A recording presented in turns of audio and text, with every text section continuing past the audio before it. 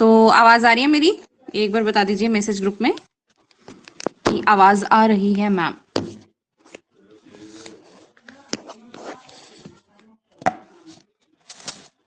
आ रही है आवाज?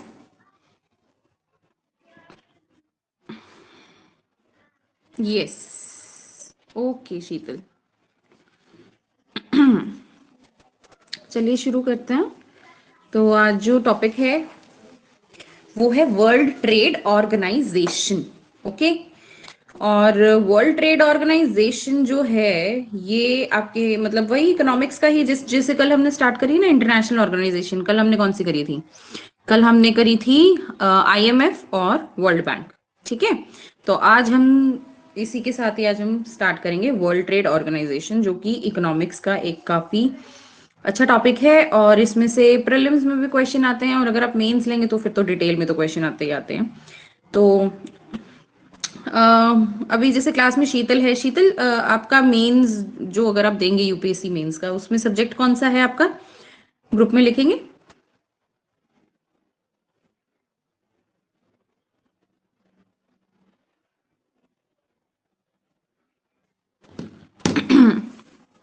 कौन सा सब्जेक्ट है शीतल?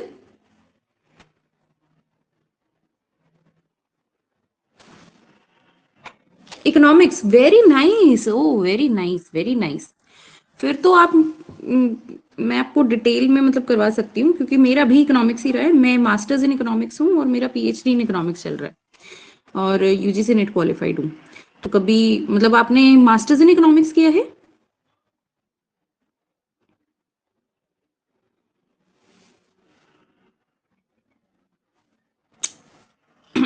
आपने ग्रेजुएशन किया है, पोस्ट ग्रेजुएशन किया है, मास्टर्स किया है?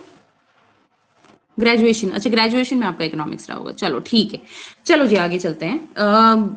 इसी के साथ ही हम स्टार्ट करते हैं। वर्ल्ड ट्रेड ऑर्गेनाइजेशन, डब्ल्यूटीओ जिसको हम बोलते हैं। वर्ल्ड ट्रेड ऑर्गेनाइजेशन एक इंटरनेशनल बॉडी है, यूएन के अंडर ही आती है ये वाली भी। ठीक है, और ये रेगुलेट करती है पूरे ग्लोबल ट्रेड को नेशंस के बीच में। ठीक है, जितने भी नेशंस हैं, जैसे हमारी कंट्री किसी भी कंट्री के साथ ट्रेड कर रही है तो उसको उसके ऊपर एक एक एक रेगुलेटरी बॉडी है ये। ओके, इसका इस्टेब्लिशमेंट कब हुआ था? अब इसका जो इस्टेब्लिशमेंट है वो जाता तो है बहुत पहले टाइम पे, ब्रिटेन वुड्स के टाइम से ही जाता है। लेकिन अगर हम एक्चुअली में देखा जाए तो इसका इस्टेब्लिशमेंट हो रहा है जनवरी 1 1995 को। ठीक है, और जो इसका एस्टैब्लिशमेंट रहा है ना, उसको हम बोलते हैं मैराकेश एग्रीमेंट। मैराकेश एग्रीमेंट, इसको स्टार लगा के लिख लो। ठीक है, और जो ये मैराकेश एग्रीमेंट जो क्या बोलते हैं है, इसको इसलिए बोलते हैं क्योंकि ये एक जगह है मोरक्को में, वहां पे हुआ था। दरअसल पहले इसको गैट बोलते थे, और फिर इसमें काफी सारे चेंजेस आए। जब इसको गैट से इसका नेम चेंज करके डब्ल्यूटीओ किया, तो उस टाइम पीरियड पे ये मोरक्को में कॉन्फ्रेंस हुई थी 1995 में, जिसको मोरक्को में एक जगह है मैराकेश, वहां पे हुआ था। इसलिए इसको मैराकेश एग्रीमेंट भी बोलते हैं। ठीक है, it was established by on 1 January by the name Marrakesh agreement, and it was replaced by GATT. ठीक है, ऑलराइट। तो वर्ल्ड ट्रेड ऑर्गेनाइजेशन ये ग्लोबल मल्टीलेटरल एस्टैब्लिशमेंट है, 1995 में हुई थी। ओके, इसमें ये ग्लोबल मेंबरशिप प्रमोट करती है फ्री ट्रेड के लिए। ये गवर्नमेंट के साथ नेगोशिएट करती है और ट्रेड को सेटल, ट्रेड डिस्प्यूट्स जो होते हैं ना, स्पेशली कुछ झगड़ा वगड़ा हो गया दो कंट्रीज के बीच में, उसको भी सेटल करती है। Overall goods services import and export, यानी विजिबल और इनविजिबल दोनों टाइप के जो ट्रेड होते हैं उसको स्मूथली कंडक्ट करवाने के लिए इसका काम है। ठीक है, एट प्रेजेंट डब्ल्यूटीओ के कितने मेंबर्स हैं? इसमें ये डेटा 2023 के हिसाब से है, एक बार मैं आपको 24 का भी बता देती हूँ। एट प्रेजेंट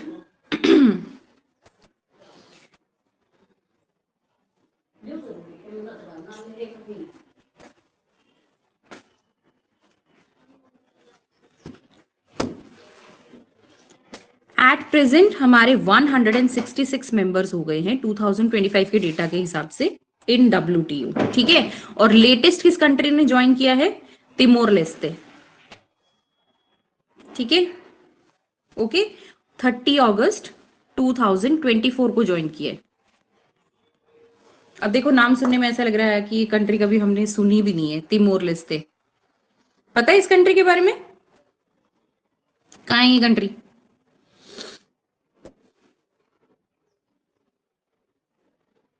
अबू धाबी में जो कॉन्फ्रेंस हुई थी वहां पे तिमोर लेस्ते ने साइन किया था। और तिमोर लेस्ते जो कंट्री है, एक सेकंड रुकिए मैं आपको बताती हूँ। ये एक एशियन कंट्री ही है, ओके, साउथ ईस्ट रीजन में है, ठीक है। इसको तिमोर भी बोलते हैं, आइलैंड है ये, ओके। और यहाँ इसकी कैपिटल, इसके सबसे फनी चीज ये है कि इसकी कैपिटल का नाम दिल्ली है। DILLI, okay. और पोर्चुगीज यहाँ बोली जाती है। छोटी सी कंट्री है साउथ ईस्ट एशिया की। ऑल राइट, चलो आगे चलते हैं। ये तो कुछ फन फैक्ट्स थे और ऐसे ही करंट अफेयर्स थे, ठीक है। तो कौन सा लेटेस्ट मेंबर ज्वाइन हुआ है? Timor Leste. कल मैंने जब हम IMF कर रहे थे तो मैंने आपको बताया था कि लेटेस्ट कंट्री किसने ज्वाइन किया है, जल्दी से बताओ मुझे मैसेज में। IMF में सबसे लेटेस्ट कंट्री किसने ज्वाइन किया है 2024 में? टोटल मेंबर्स तो हो गए उनके 191। किस कंट्री ने ज्वाइन किया है? ऑप्शन दो या बिना ऑप्शन के दोगे? लिखो अगर ऑप्शन चाहिए तो। TRS ऑप्शन चाहिए? अच्छा ठीक है, ऑप्शन ले लो। चलो, पहला ले लो नाइरोबी, दूसरा ले लो लाइंकनस्टाइन, तीसरा ले लो नायरू, एंड चौथा ले लो सऊदी। चलो बताओ मुझे इसमें से कौन सा ऑप्शन है? ABCD करके बता दो। थर्ड वाला नायरू लिखा है, NAIRU। Saudi? No, no, Saudi तो बहुत टाइम से है। लाइंकनस्टाइन, ये, ठीक है, यूरोपियन कंट्री है छोटी सी, इन्होंने ज्वाइन किया था, लेटेस्ट 191th मेंबर है। All right, okay. तो की ऑब्जेक्टिव्स ऑफ WTO के एक बार ये डिस्कस करते हैं, ओके। इनका मेन काम है इकोनॉमिक ग्रोथ और एम्प्लॉयमेंट को फॉस्टर करवाना, नेगोशिएट करवाना, डिस्प्यूट ट्रैवल कराना, ट्रांसपेरेंसी रखना, ठीक है, अब ट्रेड के बीच में। मेजर जो इंटरनेशनल इकोनॉमिक इंस्टीट्यूशन है उनको ग्लोबल इकोनॉमिक मैनेजमेंट के लिए कॉपरेट करवाने के लिए बोलना, ठीक है। और डेवलपिंग कंट्रीज को थोड़ा सा हेल्प करना ताकि वो डेवलप हो सके, ठीक है, उनका ईज ऑफ डूइंग बिजनेस को सपोर्ट कर सके, ओके।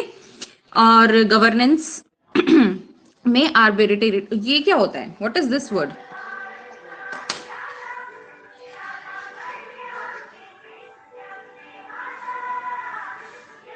आर्बिट्रेरीनेस, आर्बिट्रेरी वर्ड से बना है ये, ठीक है। इसका मीनिंग होता है कि कोई भी लॉजिक या रीजन, ठीक है, और जस्टिफिकेशन। ऑल राइट, तो WTO का मेन वर्क है आपकी जितनी भी ग्लोबल ट्रेड है उसको फॉस्टर करवाना, उसको एक हेल्दी रिलेशनशिप डेवलप करवाना, ओके। और जितनी भी ग्लोबल ट्रेडिंग सिस्टम है उसमें स्मूथ काम करवाना ताकि हमारा ईज ऑफ डूइंग बिजनेस बन सके, ओके जी, ठीक है। और गुड गवर्नेंस ताकि लॉजिक के साथ, फैक्ट्स के साथ एक अच्छी सी गवर्नेंस बन सके, ओके। अब मेन क्वेश्चन ये आता है कि WTO का मेन हिस्ट्री क्या रही है, ठीक है, क्योंकि ये काफी इंपॉर्टेंट है। हुआ क्या था एग्जैक्टली कि पहले ना इट वाज नॉट WTO, इसको बोलते थे गैट। यहाँ पे मैंने बताया ना इट वाज अ गैट, ठीक है। 1 जनवरी 1995 को बेशक से स्टैब्लिश हुआ है, लेकिन इसका जो आइडिया है वो बहुत पहले ही आ गया था, ओके। 1 मिनट, हाँ। वर्ल्ड वॉर 2 के बाद सबसे पहले इंटरनेशनल ट्रेड ऑर्गेनाइजेशन इस्टेब्लिश किया गया था, ओके। ताकि इंटरनेशनल इकोनॉमिक कोऑपरेशन हम बना सकें और जितने भी ये हैं इनको हम अच्छे से एक प्लेटफॉर्म बना सके जहां पे सब लोग अपना आराम से ट्रेड कर सकें, ऑल राइट।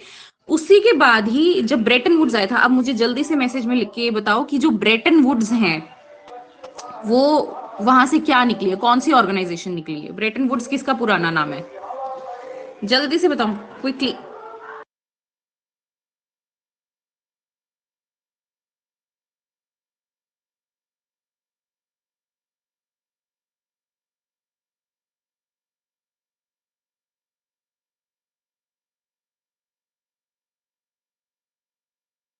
IMF और दूसरा दूसरा कौन सी ऑर्गेनाइजेशन थी?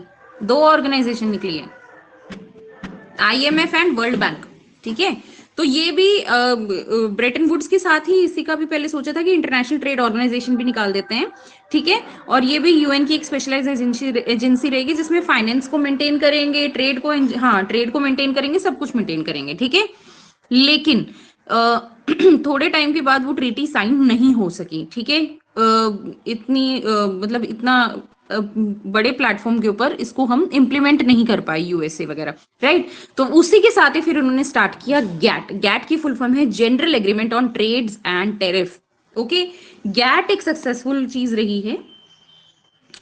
वर्षा, एक्चुअली मुझे बाइलिंगुअल रहना पड़ेगा, मेरे को कोई प्रॉब्लम नहीं है, I can use English. The thing is कि यहाँ पे जो बच्चे हैं, जो ये रिकॉर्डिंग होती है, वो एक्चुअली स्टूडेंट्स ज्यादातर हिंदी और इंग्लिश दोनों प्रेफर करते हैं। तो okay fine, I will try to use both English and Hindi. ठीक है, बट ओवरऑल ज्यादातर जो स्टूडेंट्स हैं वो हिंदी प्रेफर करते हैं, सो that is the main thing. Okay, all right.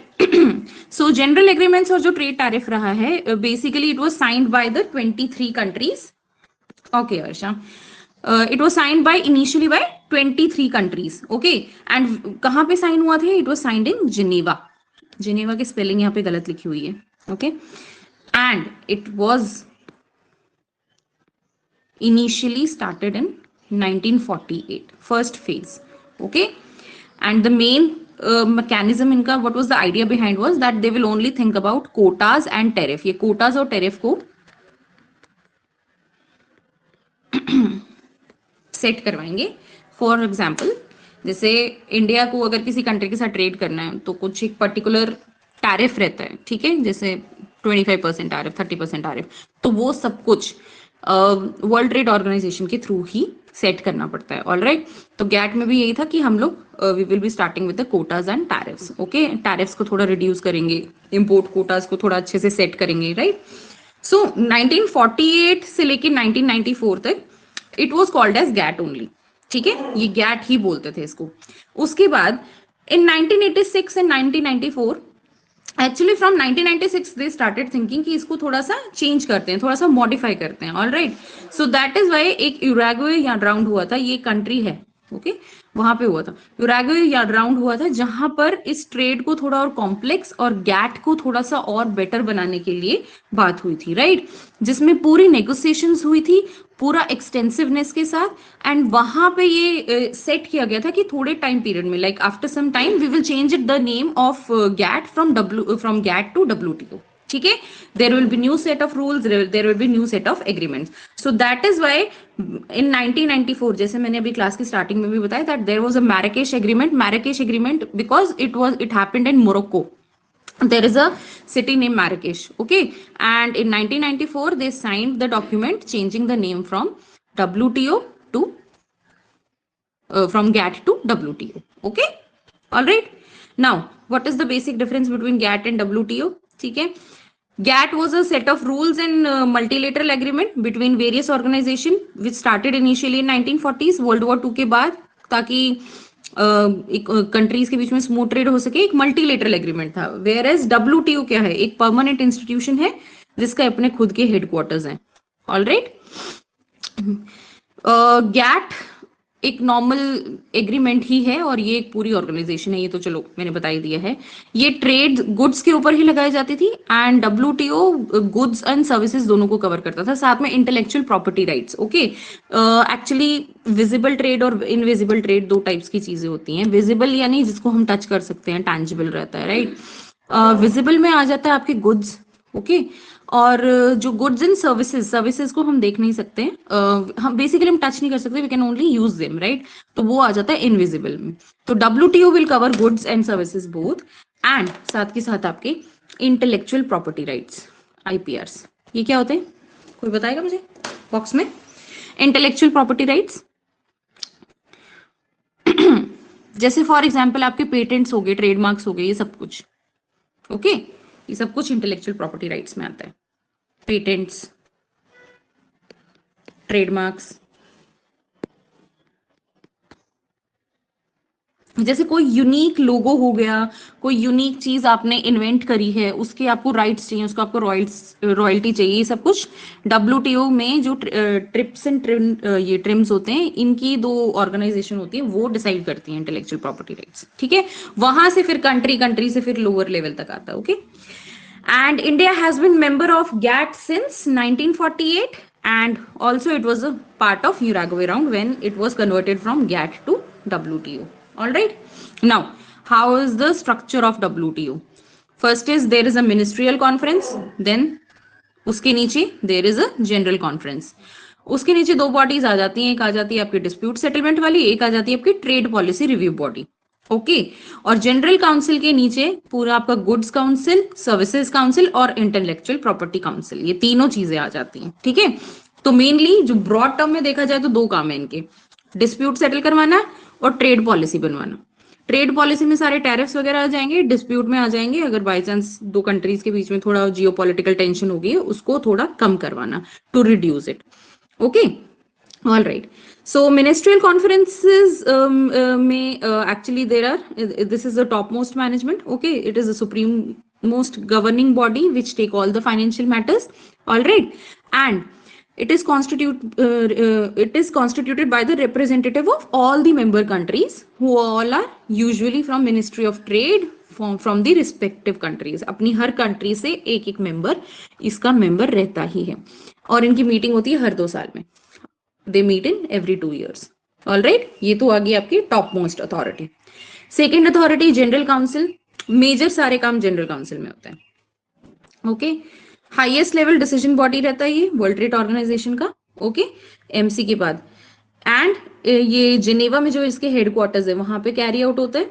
Okay, इसमें सारी कंट्री के मेंबर्स आते हैं and they act on behalf of ministerial conferences, and यही जो है यही जनरल काउंसिल ही डिस्प्यूट सेटलमेंट बॉडी और ट्रेड पॉलिसी रिव्यू दोनों में काम करती है। ठीक है, बाकी इसकी 3 काउंसिल्स हैं, goods council, intellectual property council and services council. Okay, all right. एक इनके डायरेक्टर जनरल हैं। ओके, जो कि जिनका मेन वर्क है पूरा जितनी भी हमारी ये मिनिस्ट्रियल कॉन्फ्रेंसेस हो गई और ये जितनी भी हमारी जनरल काउंसिल हो गई, इसमें जो जो काम होता है इन सबको एक बार सुपरविजन रखने का। ओके, इनको असिस्ट करते हैं 4 डिप्टी डायरेक्टर्स। ऑल राइट, अब बात आती है trade policy review body. Okay, general council they all meet for the ये टीपीआरबी। ओके, और ये जितनी भी पॉलिसीज हैं कंट्रीज के बीच में उन सबको एक बार रिव्यू करती हैं डायरेक्टर जनरल के थ्रू। ऑल राइट, और इनका काम क्या है, ट्रेड पॉलिसी रिव्यू बॉडी और ट्रेड पॉलिसी रिव्यू मैकेनिज्म दोनों को ही स्मूथली कंडक्ट करवाना। ओके, दोनों को रिव्यू करना, एक तरीके से रिव्यू मीन्स रिवाइज करना, कुछ नया है तो उसको अपडेट कर देना, कोई चीज फालतू की है तो उसको हटा देना। ओके, एंड टीपीआरबी यानी ट्रेड पॉलिसी रिव्यू बॉडी ये सब मेंबर्स के लिए ओपन है। ओके, फिर बात आती है डिस्प्यूट सेटलमेंट की। डिस्प्यूट सेटलमेंट में दे deliberately they just meet and they try to solve the dispute या geopolitical tension between 2 countries. Okay, and all these disputes they all are contained in final act of Uruguay round। एक document है इनका, उसके rules and regulations के हिसाब से ही set करवाते हैं कि कैसे सेट करना है।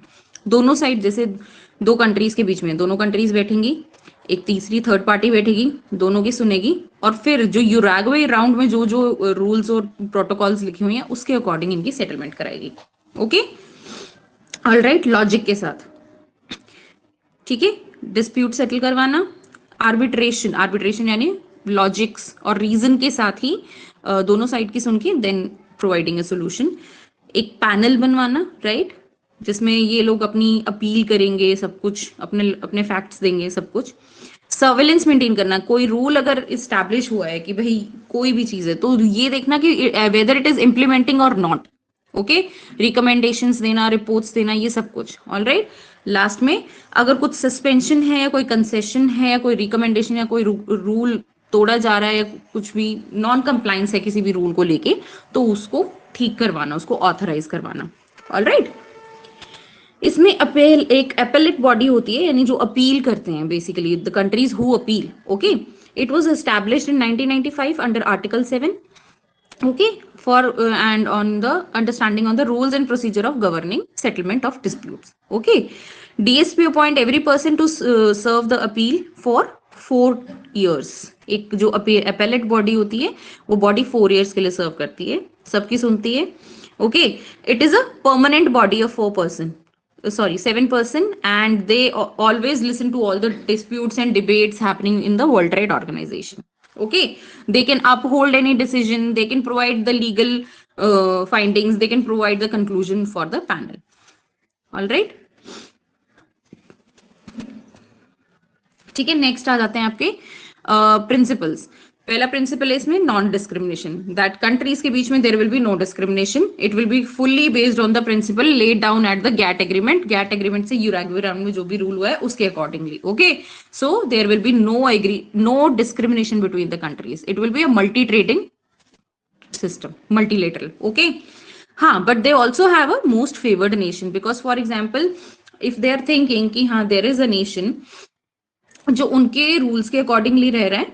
ओके, एंड पूरे रूल्स भी फॉलो कर रहा है, आईएमएफ से लोन भी लेके टाइम टू टाइम उसको सेटल कर रहा है, उसके पास स्पेशल ड्रॉइंग राइट्स भी हैं, साथ में वो वर्ल्ड ट्रेड ऑर्गेनाइजेशन की सब्सिडीज और जितनी भी हैं जो भी देना होता है, टैरिफ्स वगैरह उसके अकॉर्डिंग भी चल रहा है, तो वो उनको एक एमएफएन का टैग दे देते हैं, मोस्ट फेवर्स नेशन, जिसमें वो उनके अकॉर्डिंगली थोड़े से कंडीशंस को मॉडिफाई कर देते हैं. Okay, all right, they provide a special favour to some countries so that they are working smoothly. Okay, अगर जैसे कोई अच्छा काम करता है तो उसको बेटर ऑप्शन मिल जाता है, बेटर उसको चॉइसेस दे देते हैं ऐसे. बट इसमें एक्सेप्शंस हैं. ओके, ये सिर्फ उनको मिलती है जो who are working only on goods, not on services, सिर्फ गुड्स की. ऑल राइट, बट ये उसको देते हैं जो दूसरी कंट्रीज के साथ भी कोई डिस्क्रिमिनेशन नहीं करता है, ऐसे कोई फेवरिज्म नहीं करते हैं, तो उन्हीं को ही मिलता है मोस्ट फेवर्ड नेशन का tag. Okay, and one more thing, it is only given to the developing nation और low developed countries, like third world countries or poor countries or developing countries, so that they can also have the access in the market. Okay, thirdly they do it so that other countries they do not raise any kind of barriers, ताकि उनकी country के अंदर कोई outsiders में वो barriers ना लगा दे, ज्यादा डोमेस्टिकेटेड वो ना लगा दे, टैरिफ ज्यादा हाई ना करे. Okay, so it is a kind of exceptions जिनको मिलता है सिर्फ लो डेवलपिंग कंट्रीज को मिलता है.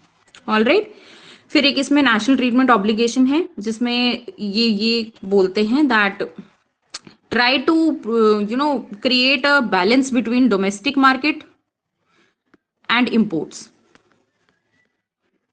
दोनों में बैलेंस बनाना है. ओके, और बनाना किसके थ्रू है? नेशनल ट्रीटमेंट ऑब्लिगेशन के through. Okay, it should be applied basically all the intellectual property rights like trademark, copyrights, patents, it should be applied to both domestic and foreign services both. Okay, this is called national treatment. All right, then free trade and free market access, इसमें आ जाता है आपकी जितनी भी tariff barriers और non tariff barriers. आपको पता है कौन कौन से टैरिफ होते हैं, कौन कौन से नॉन टैरिफ होते हैं? Any idea? टैरिफ तो हो गया जिसमें मॉनेटरी रिस्ट्रिक्शंस लगाते हैं कंट्री के ऊपर. मॉनेटरी रिस्ट्रिक्शन मींस पैसों से रिलेटेड, मनी से रिलेटेड. नॉन टैरिफ हो जाता है जिसमें क्वांटिटी के ऊपर लगा देते हैं या तो कोटा सेट कर देते हैं related to non monetary. Okay, अब टैरिफ में आ जाते हैं आपके मेनली ड्रग्स, गोल्ड क्या बोल रहे हो शीतल, मुझे समझ नहीं आया. हाँ, गोल्ड हो सकता है, ड्रग्स तो नहीं. टैरिफ और नॉन टैरिफ बैरियर्स दोनों के ऊपर लगते हैं, एवरी इंपोर्ट एक्सपोर्ट के ऊपर. ठीक है, हर कंट्री लगाती है, एवरीवन. ओके, इसमें आ जाते हैं, टैरिफ्स में आ जाते हैं जैसे कुछ परसेंटेज के हिसाब से इंपोर्ट ड्यूटी लगती है. ओके,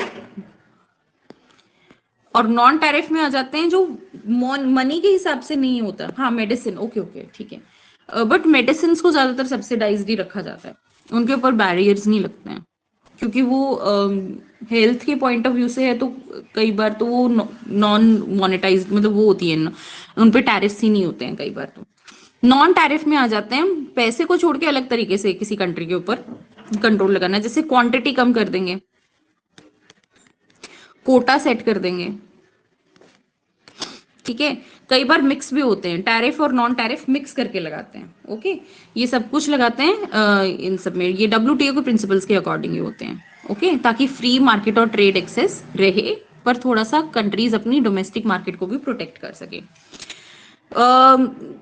यूराग्वे राउंड में ये डिस्कस किया गया था that every country will cut this tariff little bit so that they can have a significant amount of good and smooth trade, okay, ताकि एक अच्छा सा ट्रेड बना रहे, ठीक है। इसी के साथ ही इन्होंने they started with a bound tariff which is a tariff for legal commitment so that it is not raising up to a certain amount, यानी there is a limit to it कि अगर इतना 25 या 35 whatever is the limit, इससे ऊपर हुआ तो tariff cancel हो जाएगा, तो it was called as bound tariff, okay.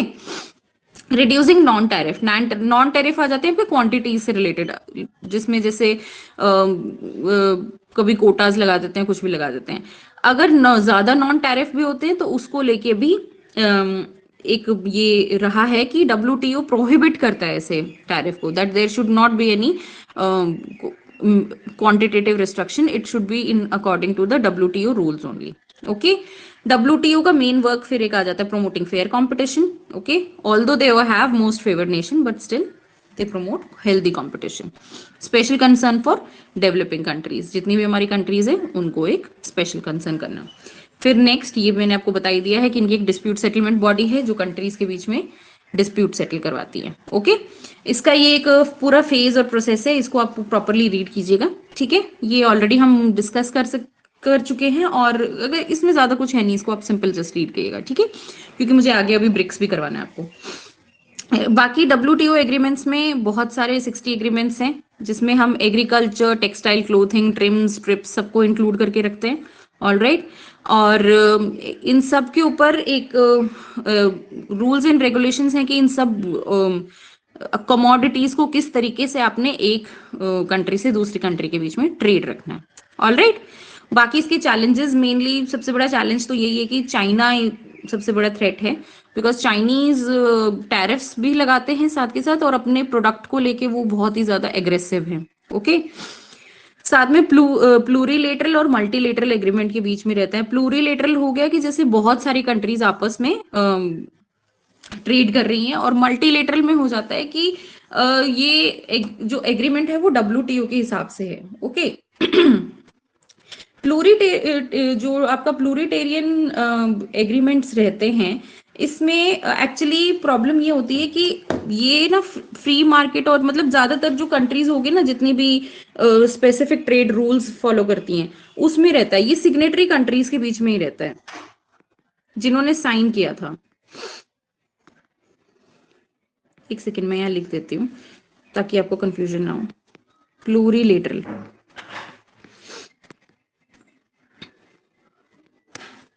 प्लूरिलेटरल agreements रहते हैं जो जिन्होंने कंट्रीज जो है ना, जिन्होंने साइन किया था, जो सिग्नेटरीज कंट्रीज है, वो ही आपस में ट्रेड करती हैं, जैसे जो वेस्टर्न कंट्रीज ज्यादातर हो गई, ठीक है। वाइल जो बाकी के जो पार्टिसिपेंट्स हैं, जो अदर हैं, उनके बीच में कोई भी ट्रेड नहीं होता, no trade in others with others.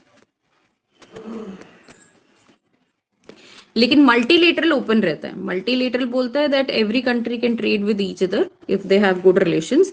इसमें आपका गैट, ट्रिप्स, ट्रिम्स सारे आ जाते हैं इसमें। तो इनके बीच में एक वो रहता है, हमेशा एक डिस्प्यूट सा रहता है कि प्लूरिलेटरल को फॉलो करना है कि मल्टीलेटरल को फॉलो करना है। तो ये एक चैलेंज है। उसके बाद फिशरी सब्सिडीज को लेके डब्ल्यूटीओ में हमेशा चैलेंज रहता है, क्योंकि डब्ल्यूटीओ हमेशा बोलता है अपनी सब्सिडीज को कम करो, सब्सिडीज को कम करो, ताकि सबको प्रॉफिट हो। Then there is agreement for ecommerce also, okay. WTO has to make sure कि जो क्रॉस बॉर्डर सेल्स हो रही हैं, जो भी हो रही हैं, कस्टम ड्यूटीज हो रही हैं, everything should be according to the WTO rules and regulation, okay. then public stock holding का एक permanent solution हो, public stock holding हो गई। जो भी ये आपके जितने भी ये permanent solution रहते हैं इन चीजों को लेके, नेशनल फूड सिक्योरिटी एक्ट को लेके, okay, that is called public stock holding, okay. lack of transparency and dispute settlement, तो ऑब्वियसली नए रूल्स बनाओ, चाइनीज थ्रेट को टैकल करो, और एनवायरमेंटल सब्सिडी से रिलेटेड काम करो। ठीक है। सेकंड इसमें आएगा जो हम आज डिस्कस करेंगे वो है हमारी ब्रिक्स। ब्रिक्स होगी Brazil, Russia, India, China and South Africa. एक ग्रुप ऑफ कंट्रीज हैं जो आपस में they met and they decided to have their own trade rules and on trade tariffs, और ये सब कुछ अपना इन्होंने डिसाइड किया। फॉर एग्जाम्पल जैसे यूरोपियन यूनियन है, नाफ्टा है, नाफ्टा हो गया आपका नॉर्थ अमेरिकन, जिसमें यूएस, कनाडा, इन सब के रूल्स हैं। ओके, साफ्टा भी है साउथ अमेरिकन, अफ्रीकन नेशंस का भी अपना है, फिर एक एशियन है, इसमें जितनी भी साउथ ईस्ट कंट्रीज हैं वो आपस में मिलती हैं। ओके, तो ऐसे ही ये हमारा है ब्रिक्स। बाफ्टा, हाँ बाफ्टा भी है, वेरी गुड। ओके, ब्रिक्स में अभी तो there are only these countries, लेकिन अब इसमें बहुत सारी कंट्रीज एड ऑन हो चुकी हैं। इनफैक्ट इंडोनेशिया ने लेटेस्ट ज्वाइन किया है ब्रिक्स को। ओके, और ब्रिक्स अभी रिसेंटली बहुत टाइम पहले न्यूज में भी था, बिकॉज ब्रिक्स वाले they all are thinking to have their own currency. तो the thing is that they wanted to have a less supremacy of dollar, तो डी डॉलराइजेशन के ऊपर बातचीत कर रहे थे, जिसको लेके डोनाल्ड ट्रम्प जी भड़क गए। उन्होंने बोला that I will have 100% tariff on all the goods from BRICS organisation. तो ये अभी देखते हैं इसका क्या सोल्यूशन निकलेगा, लेट अस सी। और ये ग्रुप ऑफ 7 कंट्रीज और वर्ल्ड बैंक उनके साथ ही उनको, ताकि वेस्टर्न की डोमिनेंस थोड़ी कम हो सके, उसके लिए ये एक निकल के आई है। ओके, प्राइमरीली ये सारी की सारी जितनी भी इकोनॉमीज हैं, ये सारी थ्राइविंग इकोनॉमीज हैं, बूस्टिंग इकोनॉमीज हैं। ओके, मेनली इनका काम क्या है, इंटरनेशनल टेररिज्म को कर्ब करना, climate change, food energy security, economic and financial situation, reforms from the Bretton Woods and trade protection from WTO, protectionism and WTO। Okay, तो WTO में जो भी प्रॉब्लम फेस करे वो आपस में ये लोग सॉर्ट आउट करना चाहते हैं। ये इसकी टाइमलाइन है। 2009 में फर्स्ट समिट हेल्ड हुई थी। ओके, एंड इसमें उस टाइम पीरियड पे South Africa was not there, it was only BRIC. Okay, Russia में हुई थी। All right, then in 2010 South Africa was also accepted as a member. 2011 South Africa attended in China. Then 2014 there was this declaration, Fortaleza Declaration, where they adopted the 6th BRICS summit and it marked as the establishment of new development bank, जैसे Asian development bank है। Okay, और जितने भी हमारे जो वो वाले banks हैं जो बहुत सारी कंट्रीज के ट्रेड को वो रेगुलेट करते हैं, तो उसमें ब्रिक्स वालों ने अपना न्यू डेवलपमेंट बैंक को एस्टैब्लिश किया था। Then in 2015 there was this Ufa declaration. Okay, 7th BRICS summit हुई थी, it was also in Russia. They covered the topic of global governance, international security, economic corporation. 2021 then this was a virtual summit because of COVID. Okay, and this time BRICS summit ये India की तरफ से host हुआ था, right? Although it was virtual, but India was hosting it. Then in 2022 Beijing. Okay, और अब I think 2026 में या 26 में ये लोग मिलेंगे, I think, yes. Okay, and in 2022 they were talking on Russia and Ukraine. Okay, mainly इनके functions रहते हैं ताकि ये सारी कंट्रीज आपस में ओपननेस, ट्रेड ओपननेस रख सके, प्रेगमेटिज्म रख सके, सॉलिडेरिटी रख सके, नॉन ब्लॉक नेचर रख सके, एक दूसरे के साथ एटलीस्ट ट्रेड ये अच्छे से कर सके। ऑलराइट, इनका ये जो डेटा है ये आपको as it is, by chance अगर आप मेंस देते हैं तो इसको एज इट इज लर्न करना पड़ेगा, अदरवाइज यूपीएससी प्रीलिम्स में तो इतना कोई इनके क्वेश्चन नहीं आते।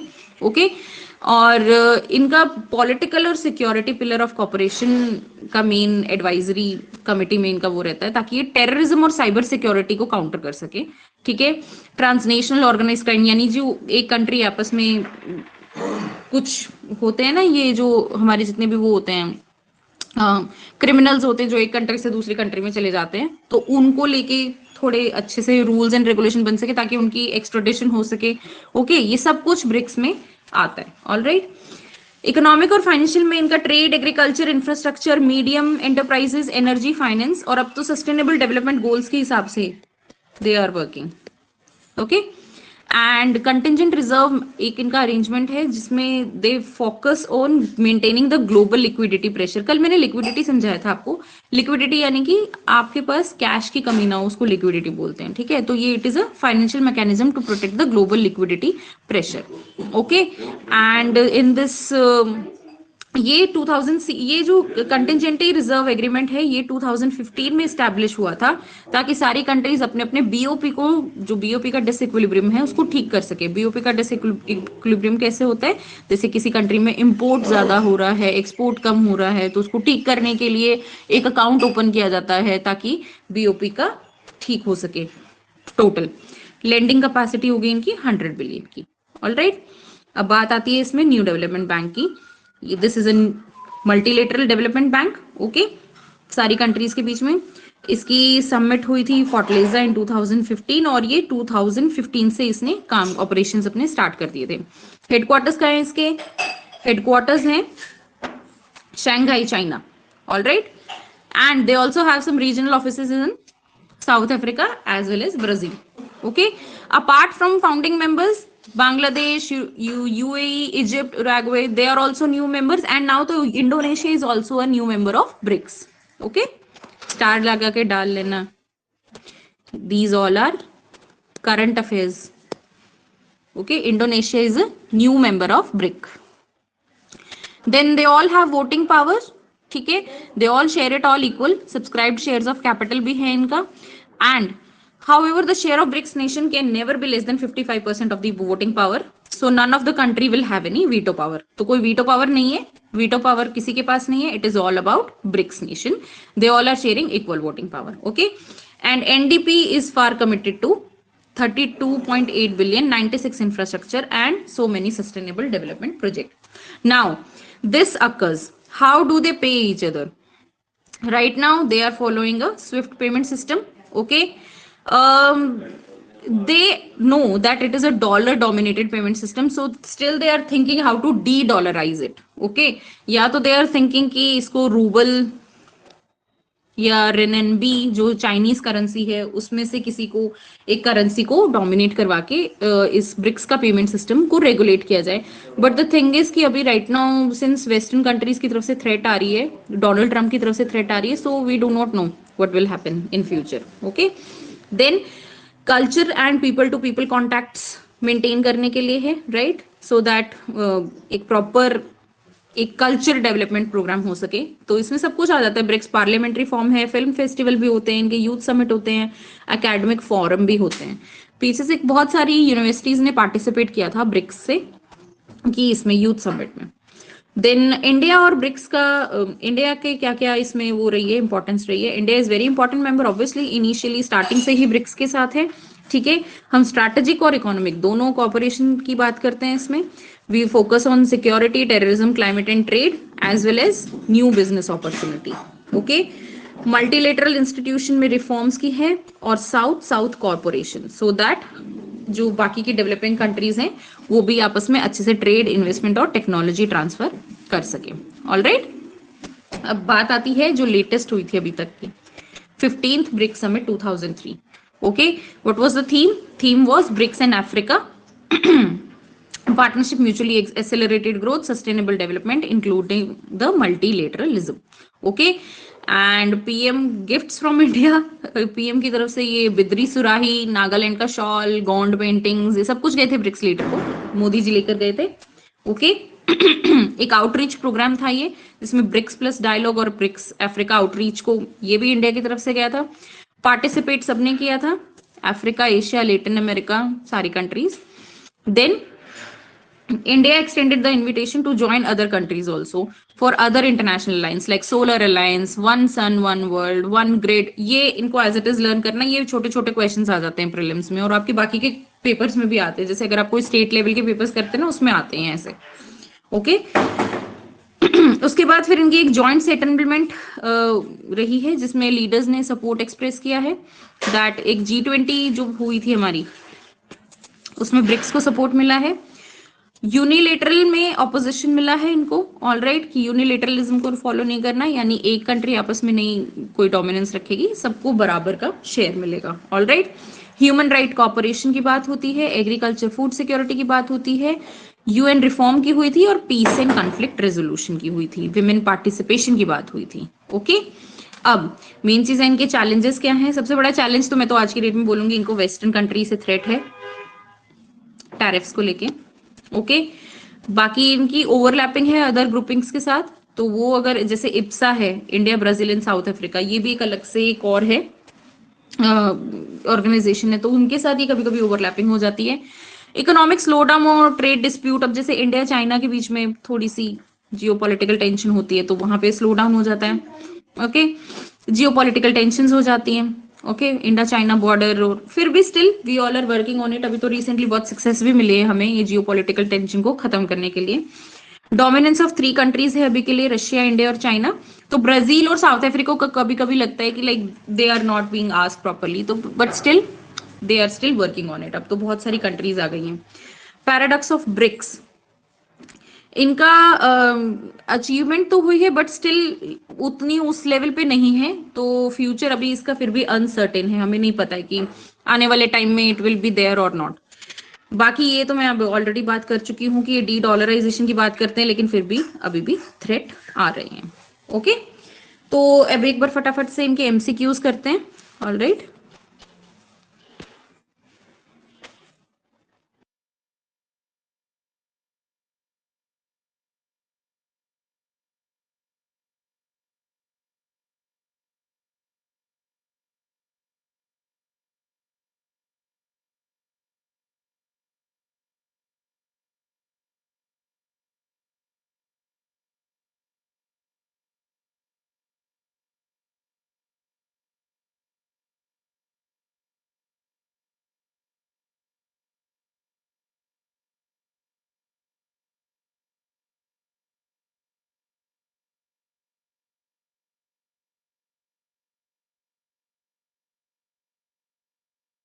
ओके, सो स्क्रीन विजिबल है ना आपको?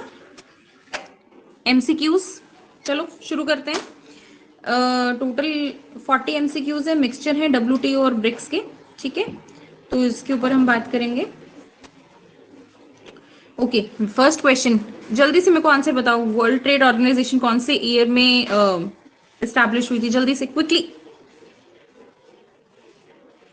ए बी सी डी में से एक ऑप्शन बताओ।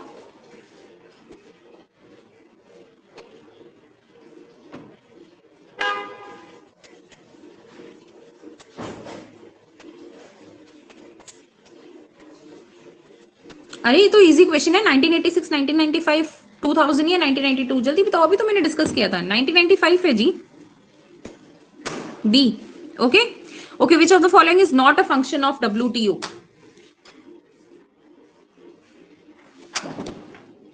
ट्रेड एग्रीमेंट्स करवाता है, यस। लोन्स प्रोवाइड करता है मेंबर्स कंट्री को, पैसे दिए कभी डब्ल्यूटीओ ने? लिखो, मैसेज बॉक्स में लिखो बी। हाँ, तो B, they do not provide loans to the member country. Okay, DSB, dispute settlement जो बॉडी है उसकी अथॉरिटी क्या है? ओके, तो इसमें बताओ मुझे एबीसीडी कौन सा है? सैंक्शन करना, एनफोर्स एग्रीमेंट करना, authorise retaliatory measures on trade dispute या न्यू रीजनल ट्रेड एग्रीमेंट्स? जल्दी से बताओ।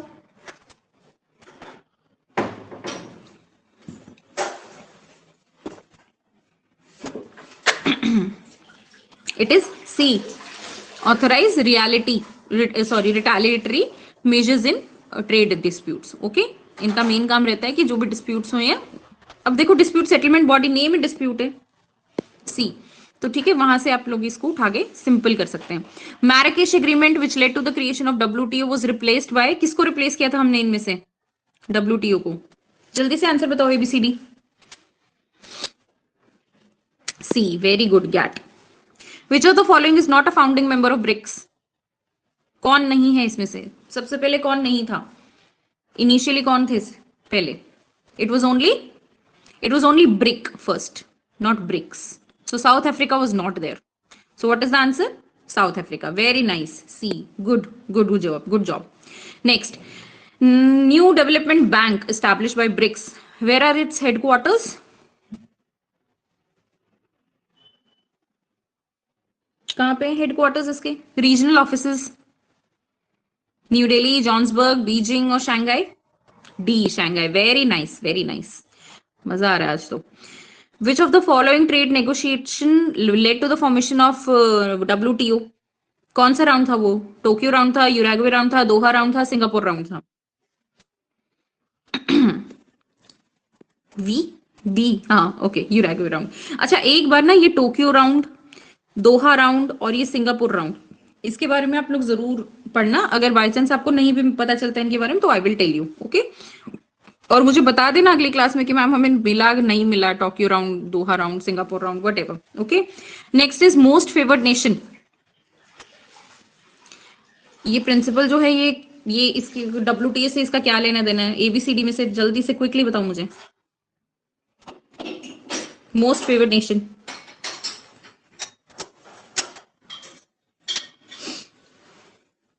they provide equal trade benefits to all WTO members, okay। हाँ C, not B बेटा, C। which of the following country was last to join WTO? Kazakhstan, Afghanistan, south Sudan और Timor Leste.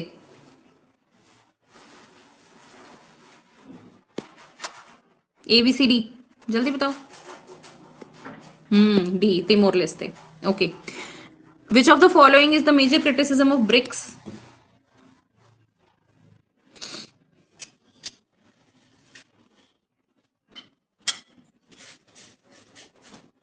क्या problem है BRICS की? It lacks a little formal institution structure, थोड़ा सा यहाँ पे इंस्टीट्यूशन की प्रॉब्लम है, ओके। यही मेजर प्रॉब्लम है इसकी, बाकी तो सब हो जाएगा। Okay, which BRICS nation is the largest producer of oil? Brazil, Russia, India, China में से सबसे ज्यादा ऑयल कहां से आता है भाई? सी, इंडिया। नहीं, इंडिया के पास नहीं है ऑयल इतना, कहाँ है हमारे पास इतना? रशिया है, ठीक है, रशिया के पास सबसे ज्यादा ऑयल है। B, okay. Doha agreement round under WTO primarily focuses on, ये एक राउंड हुआ था। चलो दोहा राउंड के बारे में तो अभी दोबारा से क्वेश्चन आ गया तो मैं दोबारा बता देती हूँ, शायद ही मेरे से इसमें उसमें मिस हो गया है। दोहा एग्रीमेंट राउंड एग्रीकल्चरल सब्सिडीज और ट्रेड बैरियर्स के बीच का जितना भी हुआ है उसके बारे में डिस्कस करने के लिए हुआ था, ठीक है। और इसमें इसी में ही ये डिस्कस हुआ था कि जो सब्सिडीज हैं, सब्सिडीज को 3 कैटेगरीज दी गई थी, रेड, येलो, एम्बर। अगर सॉरी, येलो सबसे ऊपर आएगा, रेड एंड एम्बर, कि अगर आप सब्सिडीज सबसे कम दे रहे हो, 5% सब्सिडीज ही दे रहे हो, तो वो येलो के अंदर आएगा। 5 से ज्यादा दे रहे हो और 20 से कम तो रेड के अंदर, नहीं तो फिर एम्बर, 20 से ज्यादा एम्बर। तो ये बोलते हैं सब्सिडीज को कम करो। ये दोहा एग्रीमेंट में हुआ था, तो इसका आंसर है A, okay. Appellate body of WTO is responsible for, ये तो आंख बंद करके बता दो, एपेलेट से appeal. B, handling appeals, okay. Which country holds the highest voting power in new development bank? India, China, Russia, Brazil में से किसके पास है सबसे ज्यादा वोटिंग पावर?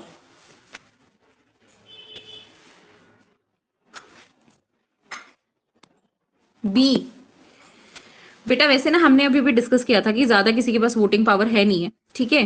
तो देखो, अगर तो ये क्वेश्चन आता है पेपर में और अगर इसमें नन ऑफ द अबव है तो फिर तो आपको नन ऑफ द अबव करना है,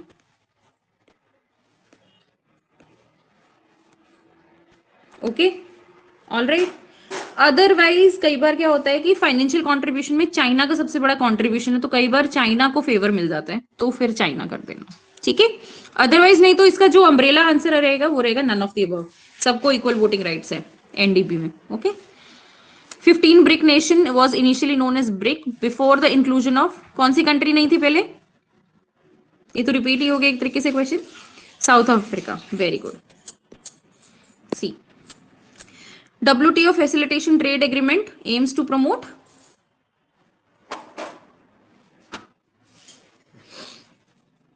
trade facilitation. They work for reducing the trade barriers and simplify custom. हाँ ठीक है। Ministerial conferences of WTO, they meets in every 2 year. Okay. Which country was first to hold the BRICS summit? China, Brazil, Russia या India? किसमें हुई थी सबसे पहले? ए, नहीं, रशिया में हुई थी, okay. 19th GATS is a part of international organisation कौन सी? हाँ Russian. Okay.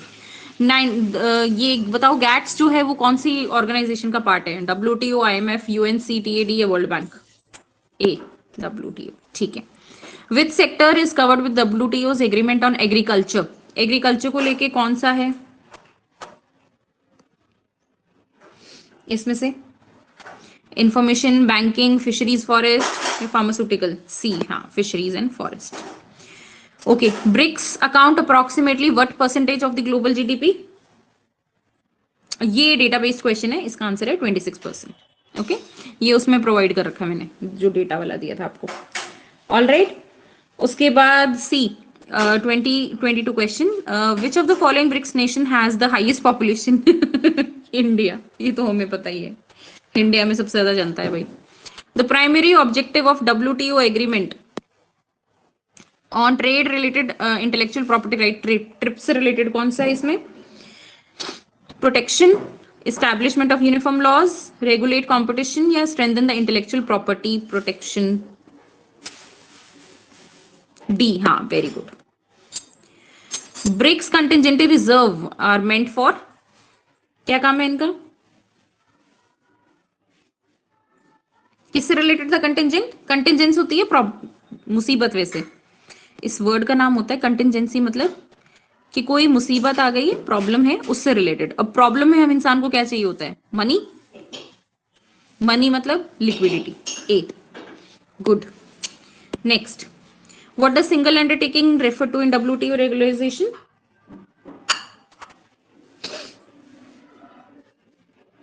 That all WTO members must accept the entire set of agreements.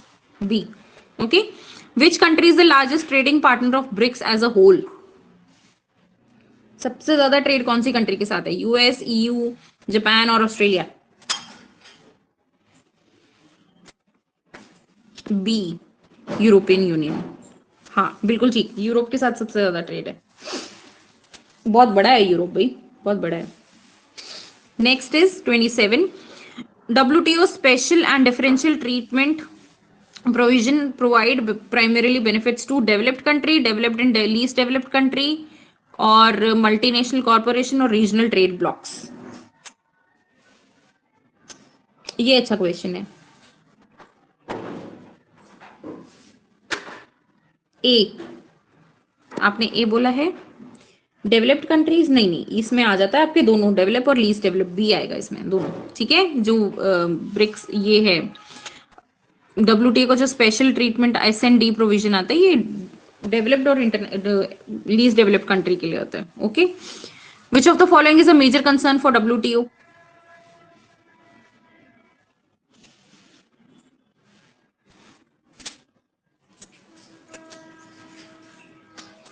वैसे तो सारे ही हैं, बट मेजरली इसमें है कि एनवायरमेंट को कंसर्न नहीं है। ओके, पोल्यूशन बढ़ रहा है। 29, विच of the following is not govern by the WTO? Trips, gets, Kyoto, agreement on agriculture? It was Kyoto. Kyoto नहीं आया है WTO, ये क्योटो प्रोटोकॉल एक अलग से है। क्योटो प्रोटोकॉल एनवायरमेंट से रिलेटेड है।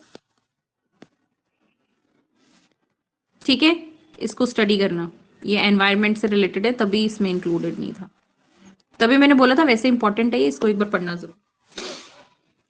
विच of the following is not a priority sector of BRICS corporation in its early years? BRICS किसमें कंट्रीब्यूशन नहीं कर रहा है अभी? बाकी तो कर रहा है, ग्लोबल गवर्नेंस में कर रहा है, सस्टेनेबल में भी कर रहा है, इकोनॉमिक में भी कर रहा है, तो क्या बचा? स्पेस एक्सप्लोरेशन में अभी इनका कोई ज्यादा है नहीं है। ठीक है, तो इसका आंसर है A, space exploration. Okay, WTO replaced what? इनमें से किसको रिप्लेस किया? ये तो गैट है। Next, which BRICS member has the largest economy? किसकी सबसे बड़ी इकोनॉमी है? Russia, India, China, Brazil? C बोल रहे हैं आप, चाइना। हाँ चाइना, ठीक है। WTO agreement on subsidies and countervailing measures focuses on limiting agriculture, prohibiting unfair trade advantage, या इंकरेजिंग फ्री ट्रेड जोन, या एलिमिनेटिंग कोटाज? सब्सिडीज को क्यों हटाना चाहते हैं? इससे क्या होएगा? अनफेयर ट्रेड, ताकि अनफेयर ट्रेड ना रहे। B. Okay. BRICS summit is held in, कितने सालों में होती है ब्रिक्स? हर साल होती है, annually. Okay. Which principle of WTO ensures that a trade concession granted to one member must be extended to all the members? WTO किसको होता है? Most favored nation, B. Okay. Which of the following BRICS nation is the largest exporter of agricultural production? Agricultural सबसे ज्यादा कहां से आ रहा है?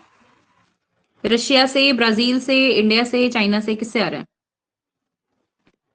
India नहीं, ब्राजील से आता है। सबसे ज्यादा कॉर्न वहीं पे ही उगता है। Okay. Brazil is the major exporter of agriculture, particularly soybean, coffee, corns. ठीक है, यहां पे लिख लो, काम आएगा कि ब्राजील सोयाबीन, कॉफी और कॉर्न्स, उसके बाद इंडिया आता है। ठीक है। 37, which WTO body is responsible for reviewing and insuring transparency? कौन सा है? D, trade policy review body. Very good बच्चे, very good. 38, BRICS payment system proposed by BRICS, they aim for what?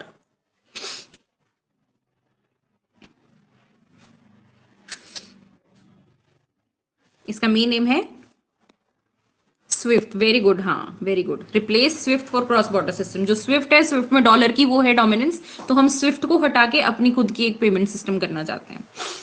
39, which of the following trade related issue is a major point of contention between developing and non developing countries, developed countries under WTO agreements? तो इसमें क्या आ जाएगा? ए। आपने ए किया है, हाँ, intellectual property rights. Last question, WTO review mechanism is designed for monitoring and analysing members of the trade policy. ठीक है। सो आज का अब ये यहाँ पे यहीं पे फिनिश होता है। हाँ जी, ठीक है बच्चे। तो अगर कोई डाउट है तो बताओ मुझे। सबसे पहले तो कुछ पूछना है? पिछला सारा क्लियर है जो हमने अभी तक का किया है? हिस्ट्री में किया था, प्रतिहारा, पालाज, जो भी किया है अभी हमने 4 दिन में, क्योंकि अब अगले हफ्ते होगी अब हमारी क्लास, तो बीच में अब आपको सारा रिवाइज करना है, लर्न करना है, नोट्स बनाने हैं, क्वेश्चंस प्रैक्टिस करने हैं, और हो सकेगा तो शायद मैं एक टेस्ट सीरीज यहाँ पे अपलोड कर दूंगी। यस, डाउट है? यस, डाउट के लिए यस बोल रहे हो, किसके लिए यस बोल रहे हो?